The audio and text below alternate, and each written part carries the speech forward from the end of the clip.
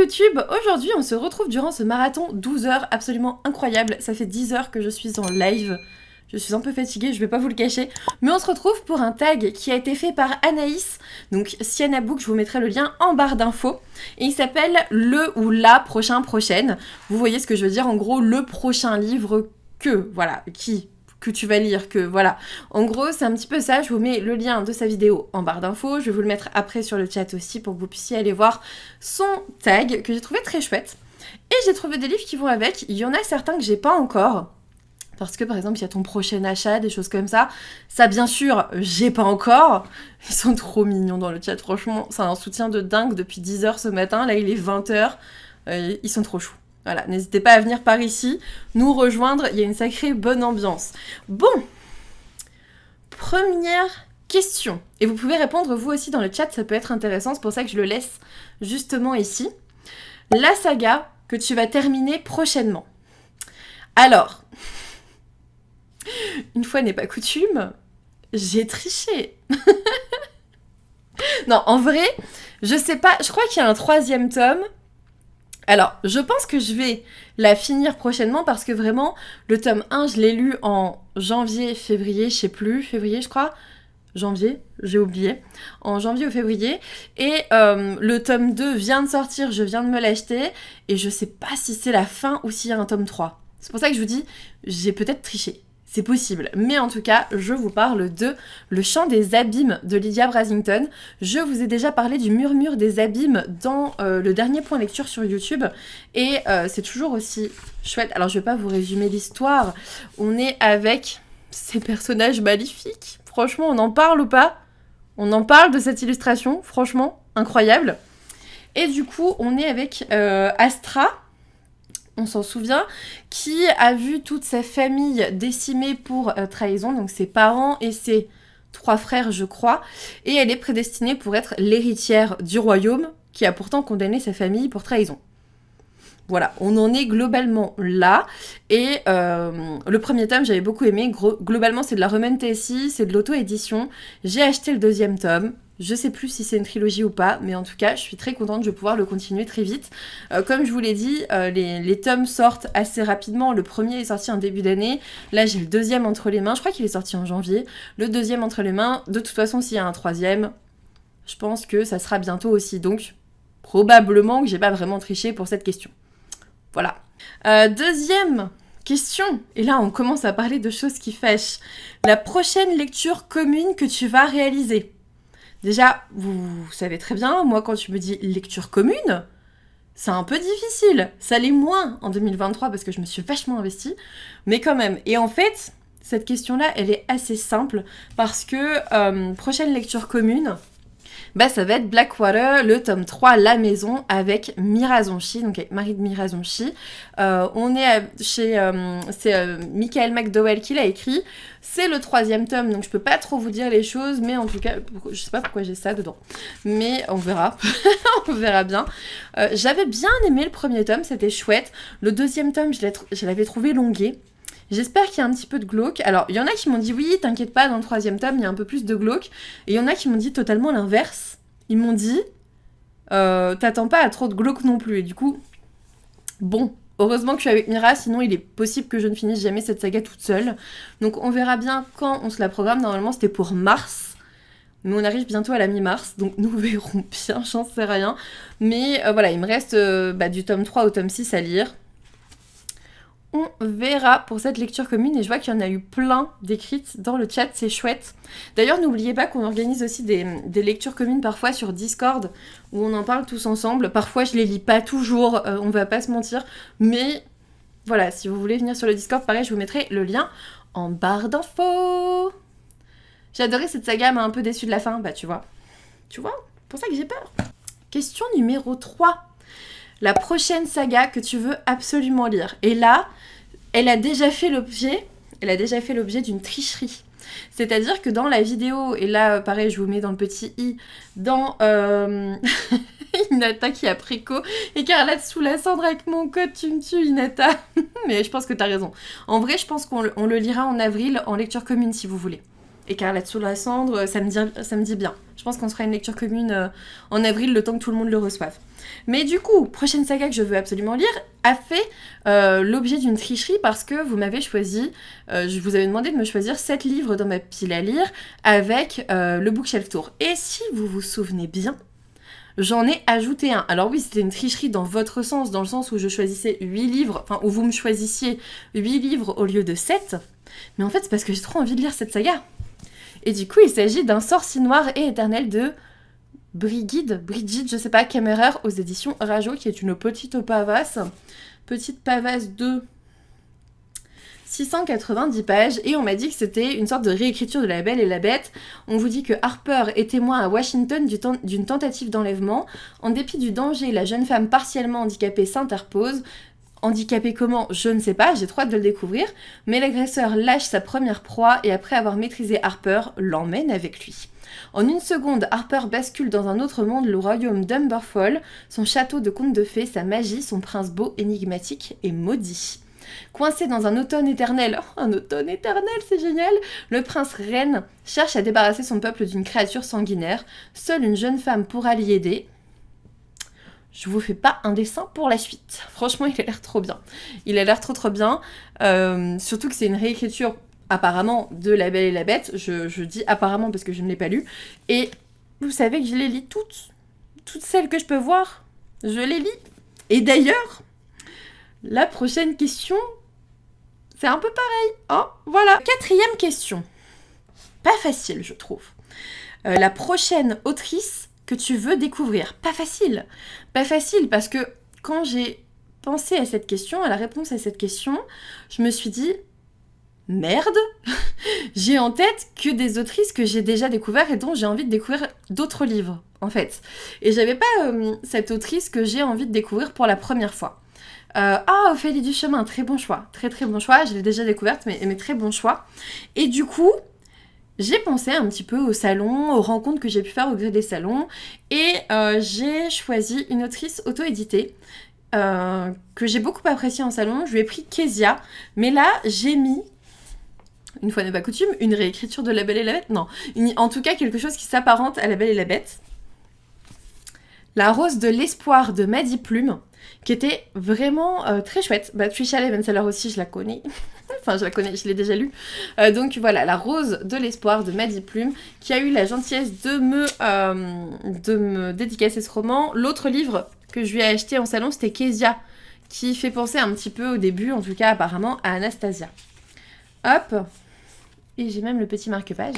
Oh, pardon, qui vient de se suicider sur le bureau. Alors, pour l'histoire, donc c'est de l'auto-édition. C'est écrit assez gros, assez espacé. Franchement, je pense que ça se dévore. C'est le genre de roman qui se dévore. Et puis, tu vois qu'il y a un certain soin. Je sais pas. T'as des petites... Vous voyez des petites roses là pour les paragraphes. Enfin, je trouve ça chouette.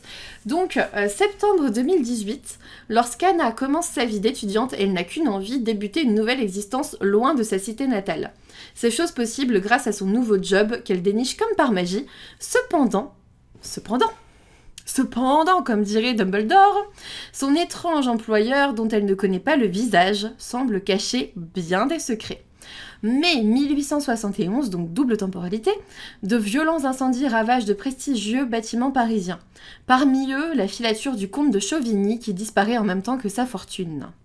Quel est le lien entre les deux? C'est à découvrir.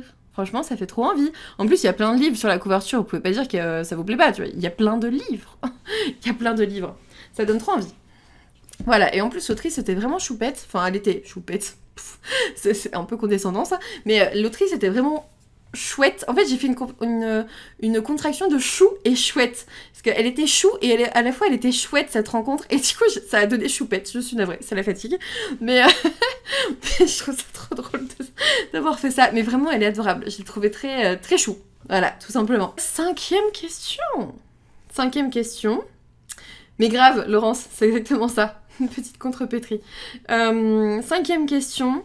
Le prochain one-shot que tu veux lire, et j'avoue, j'ai pensé à ce tag, enfin j'ai répondu aux questions de ce tag le jour où j'ai reçu plein de livres, donc c'était vendredi quand j'ai fait le gros unboxing ici sur Twitch. Et franchement, quand tu me dis one shot que tu veux absolument lire bientôt là... Alors ça fait partie... Alors, il y a eu tricherie. Je vous jure, je suis désolée. Il y a eu tricherie. C'est un one shot qui fait partie d'une saga. Vous allez comprendre. Vous allez comprendre. Bien sûr que j'ai pris Au bout du rêve de Farah Rochon, qui fait partie de la saga, en fait, de la collection, je dirais plutôt, Twisted Tale, chez Hachette Heroes, que je viens de recevoir. Et il faut que je prépare le TikTok pour demain, d'ailleurs. Tricherie, une question sur deux, on est bon. T'as vu, ça va, hein?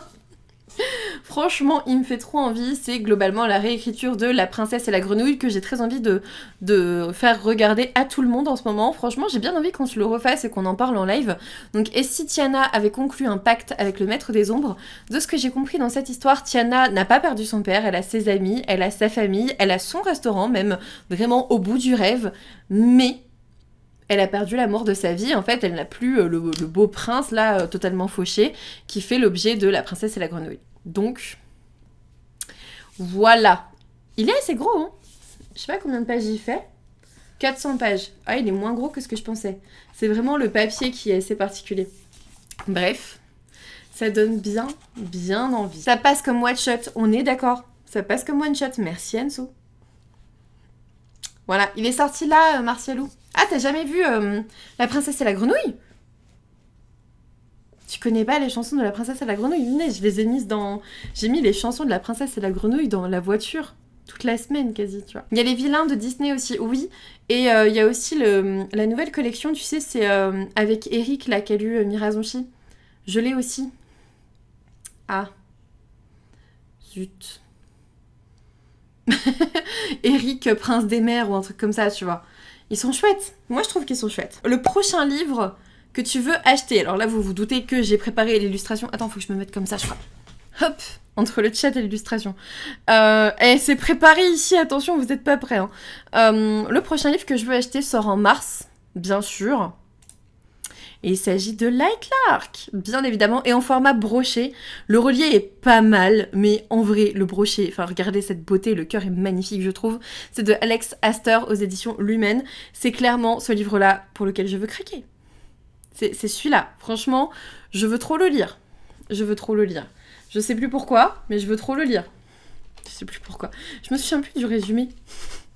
Enfin, un petit peu, mais j'ai peur de dire des bêtises.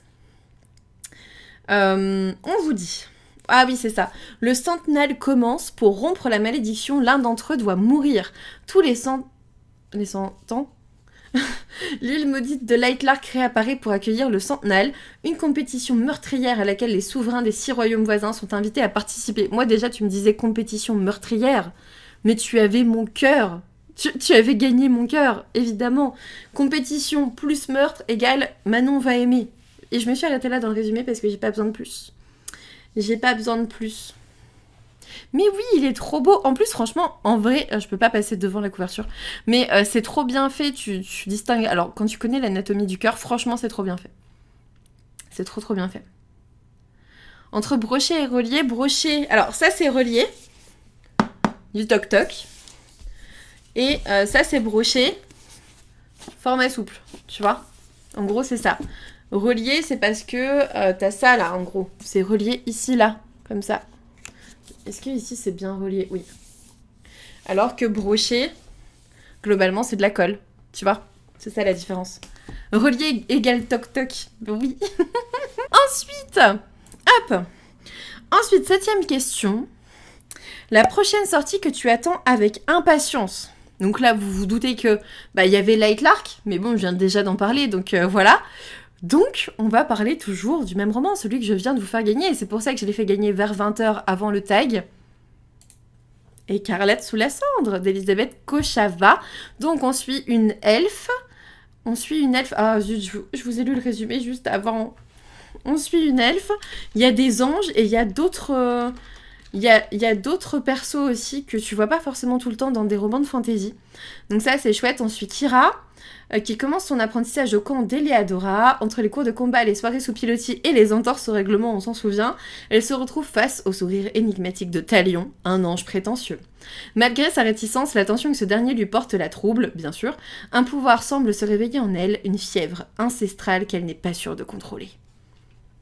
Ça a l'air cool. Ça a l'air trop cool, si vous voulez le lire. Je pense qu'on fera une petite lecture commune en avril sur ce titre qui sort le 24 mars. Ça a l'air trop bien. Karine, toujours le même, le dernier anonyme. Je réitère. Tu me fais trop rire. Hop. Et n'oubliez pas, sur YouTube, je vous le précise, dans la barre d'infos, vous aurez aussi mon code promo pour acheter chez Inceptio, chez cette maison d'édition-là. N'hésitez pas, ça vous fait moins 5%, j'ai déjà donné sur Twitch, c'est pour ça que je précise pour YouTube. Ensuite, alors, pareil, franchement, pour les mêmes raisons, la 8e question, c'était compliqué, c'est le prochain auteur que tu veux découvrir. Et en vrai, quand on te pose la question comme ça, t'es en mode... Je sais pas. Enfin, franchement, je pense qu'il y a des auteurs dont j'ai envie de lire d'autres livres, c'est tout. C'est tout. Et là, après, j'ai regardé un peu dans ma pile à lire, et c'est vrai que l'auteur que j'ai envie de découvrir, alors c'est pas de la triche, mais j'ai décidé que ça sera un illustrateur. Et c'est d'ailleurs pour sortir aussi le roman que m'a offert Marie, donc Mira Zonchi, qui est, enfin l'ouvrage, c'est Un dernier soir à Pékin de Golo Zhao, qui est un illustrateur que j'ai très envie de découvrir, qui est écrit sur globalement, comment vous dire ça, genre des faits de société en Chine, tu vois. Là par exemple on vous dit, originaire d'une petite ville industrielle du nord-ouest de la Chine, He Liu habite aujourd'hui la capitale. Alors qu'un manteau de neige recouvre la mégalopole, le jeune homme s'apprête à passer une soirée en compagnie de sa petite amie. C'est une virée à deux, semblable à une longue promenade à travers les rues animées de Pékin et leurs comptoirs alléchants. Chaque étape culinaire de leur déambulation sera l'occasion d'en apprendre un peu plus sur le passé de Liu. 4 flashbacks se dessinent, une soirée inoubliable, propice aux confidences et aux prises de décision. Et ça a l'air trop bien. Et il y a aussi un autre ouvrage de Golo Zhao que j'ai très envie de découvrir. Ah, j'ai encore son petit mot. Oh, trop mignon. C'était trop chou. Donc voilà, celui que j'ai très envie de découvrir prochainement. Et je pense que peut-être pendant un prochain dimanche graphique ou un prochain dimanche tout court, même non graphique, peut-être. Luna, tu veux participer à cette vidéo? Apparemment, c'est un oui. Donc... 9e question, c'est l'avant-dernière. Le tag, vous voyez, il n'est pas très très long, mais avec 10 questions comme ça, vous avez fait le tour de pas mal de livres quand même. La prochaine suite de BD ou de manga que tu attends. Alors moi, il faut savoir qu'il y en a toujours plein que j'attends. J'attends toujours la suite. Alors là pour l'instant je l'ai reçu, donc je peux pas vous dire que j'attends la suite par exemple de Holy Miya, qui est un manga dont j'ai pas mal parlé, parce que je l'ai reçu hier ou vendredi, je sais plus, mais donc je peux pas vous dire ça. Et du coup j'ai choisi un livre, un manga que j'ai passé à ma sœur. J'ai choisi My Happy Marriage, donc le tome 1 de Akumi Agitogi, c'est ça, Agitogi et Rito Kosaka et Tsukio, j'ai trop de mal à lire, Tsukioka, aux éditions Kurokawa. Le tome 2 sort en avril, c'est un shoujo. On est avec cette jeune fille qui est promise à ce jeune homme, et en gros, ce jeune homme, c'est, je crois, un officier, et il a l'habitude que toutes les jeunes filles l'aiment pas forcément, tu vois, elles viennent, elles sont de bonne famille et tout, elles pourraient se marier avec lui, mais en général, elles se cassent parce que, vraiment, il est assez particulier. C'est pas un vampire ou quoi, mais il est juste particulier, il est assez introverti, il est pas comme les jeunes hommes de l'époque. Et là, cette jeune fille-là, elle est elle-même particulière dans le sens où elle est assez introvertie, elle a une famille pas facile et elle veut absolument pas retourner dans sa famille, donc dans tous les cas, elle va rester là. Et en fait, j'aime bien, c'est assez chouette. Je veux la suite de ce manga et ça sort en avril. Oh, Lucille Chaponnet aussi, j'aurais pu la choisir. Oui, tu as raison. En prochaine autrice. Ouais, grave. 10e et dernière question de ce petit tag rapide. N'hésitez pas à le reprendre, d'ailleurs, ça peut être chouette. Ça peut être chouette de mettre soit les réponses en commentaire, soit de le reprendre tout simplement. 10e question. La prochaine romance que tu veux découvrir, parce qu'il faut savoir qu'Anaïs, qui a fait ce tag, aime la romance. Voilà, merci pour le lurk. Elle aime la romance, donc forcément la dernière question devait être la prochaine romance que tu veux découvrir. Et moi, j'en lis pas 50 des romances, donc c'était pas forcément évident. Mais, en fait, le choix était... Je vous dis, c'était pas forcément évident, mais une fois que j'y ai pensé, c'était évident, tu vois. La suite de The Perfect Match avec The Perfect Love de Lila Mars aux éditions HarperCollins dans leur collection EH qui sort là en mars. Je me demande si ça sort pas la semaine prochaine, je crois. Enfin, pour vous, bientôt, du coup, en vidéo. Mais ouais, la prochaine romance, The Perfect Love. Clairement, j'avais trop aimé. On est dans une dystopie où, en gros, il y a eu pas mal d'épidémies. La population a été globalement décimée avec des bactéries et tout, ce qu'on connaît un petit peu, hein, j'ai envie de vous dire, les épidémies. On s'est aperçu qu'il fallait que la Terre soit repeuplée. Et du coup, je cherche mes mots. Du coup, on a un espèce de programme. Salut Stitchouille, merci beaucoup, c'est trop gentil. Du coup, on a une espèce de programme avec... en gros, on détermine via votre ADN, via un gène de la compatibilité qu'on a découvert dans votre ADN, on détermine avec qui vous êtes le plus compatible et du coup avec qui vous êtes le plus susceptible de rester toute votre vie et de faire plein d'enfants. Donc forcément, c'est à fond dans l'amour hétérosexuel, tellement on en a oublié, parce que là, ça fait 2 siècles que c'est en place, on en a oublié toutes les autres formes d'amour qui existaient à l'époque avant. Et c'est aussi une bonne réflexion là-dessus que j'ai bien aimé. On suit cette jeune fille qui est avec son copain depuis ses 16 ans, je crois. Enfin bref, ça fait 2-3 ans qu'ils sont ensemble. Ils ne sont pas compatibles, donc d'après la loi, ils doivent se séparer et se marier avec la personne qui est la plus compatible avec eux, c'est-à-dire, pour la jeune fille que l'on suit, le frère. Le grand frère de son copain. Un peu compliqué, tu vois. Donc il y a des quiproquos, donc il y a du enemies to lovers, il y a du slow burn, hein, clairement ils se sautent pas dessus tout de suite. C'est tout ce que j'aimais, franchement j'ai bien aimé. J'ai bien aimé le tome 1, donc j'ai très hâte de lire ce tome 2. Donc voilà pour cette petite vidéo tag assez rapide qu'on fait nous pendant le marathon, parce que je trouvais que c'était assez chouette de pouvoir en discuter en live avec les copains, et que vous puissiez lire un petit peu ce qu'ils disaient par ici. J'espère que ça vous a plu. N'hésitez pas à me laisser un petit commentaire, à laisser un petit pouce bleu, à vous abonner si ce n'est toujours pas fait. Et puis moi je vous dis à bientôt pour une nouvelle vidéo qui sera normalement bien plus longue. Normalement samedi, on devrait aller sur un vlog si je pense à le filmer. Voilà. À bientôt, salut! Shitty car, but we hit the road. Doesn't matter where we go and destination unknown. I don't care where the motor stops. Cause when I want it, then I want it. Yeah, I want it. Oh, I want it. Let's go.